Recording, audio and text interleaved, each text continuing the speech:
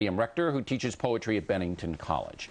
All right, nobody can make this guy quit by the State Charter of New Jersey. He's in there. He's embarrassed himself, embarrassed the state of New Jersey. What say you, Professor? Well, I think my perspective on it would be that I disagree with what you have said, but would defend unto the death your right to say it.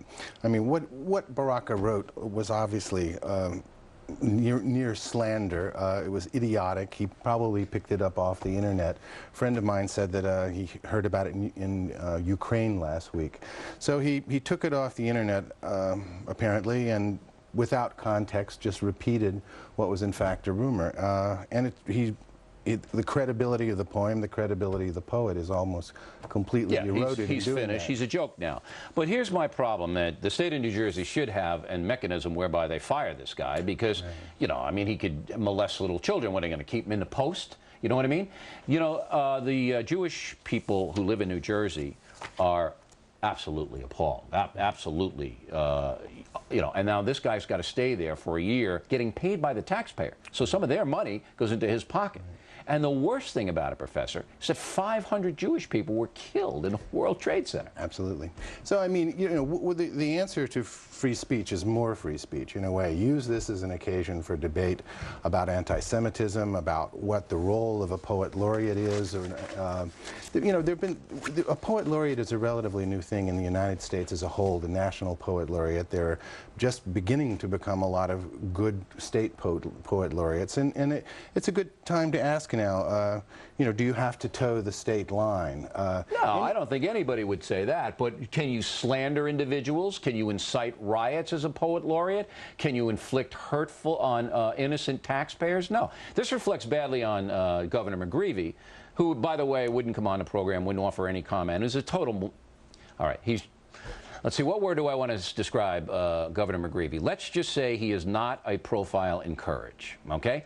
This reflects very poorly on him because this man, all right, had a weapons conviction in the Newark riots, all right, violent man, a background full of anti-American hatred, full of racism, full of anti-Semitism, and yet he's appointed by a governor, a Democratic governor, to be the poet laureate. Where is the responsibility here to the taxpayers of New Jersey and the United States? You would think, though, in someone in appointing Amiri Baraka, everyone who's literate almost knows that Baraka is a very controversial poet.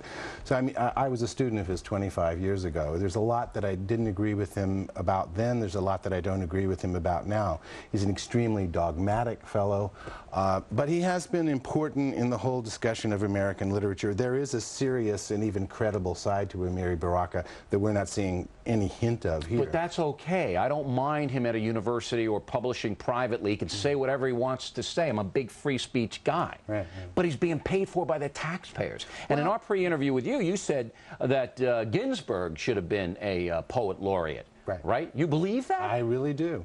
I think he's a great American poet in the tradition of Walt Whitman, that high schools are named after Walt Whitman. They should be. That Allen Ginsberg was a great poet. But Allen Ginsberg espoused men having sex with little boys. That was the most dubious part. Dubious? Yeah. That's outrageous. So, Professor, with all due respect, a man like you teaches at Columbia and Bennington, two of the finest colleges in the country, don't seem to be too upset about giving people like Allen Ginsberg and this Baraka, all right, positions where their stuff is disseminated, paid for by the taxpayer.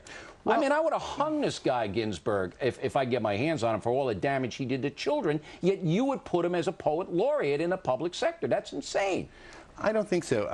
I don't think, you know, the people are so politically correct on the left and on the right now. It's impossible to think of having any poet laureate or any citizen, actually, who wouldn't say something that would offend someone. But it's all a matter of degree. Yeah, but people aren't afraid of arguing these points. People aren't afraid of debating Allen Ginsberg on the age of consent. You know, you pay Baraka $10,000. Yeah, taxpayer money. It's not an enormous amount of money, but I guarantee you, every Jewish person tonight watching this in New Jersey is going, I don't want that guy to get a nickel. Right. And listen, hold McGreevey responsible for this. He's the guy, and now we can't get rid of him. Don't you think there should be a clause that says if you slander or you do something disgraceful that we can get rid of you? Wouldn't that be the solution? There are things that the First Amendment doesn't protect, such as libel, such as slander, inciting a riot. riot, Yeah, disturbing the there's peace, clear and present danger. harassing. So if any of those things are actionable, then action should be taken against Amiri Baraka. But once you appoint someone, you can't go around censoring them for everything they say. All right. All right, ladies and gentlemen, make up your own mind. And Governor McGreevey is the guy who appointed this pinhead. And Professor, we appreciate your point of view and coming in. All right? Thank you. Directly ahead, another shocker. A congressman from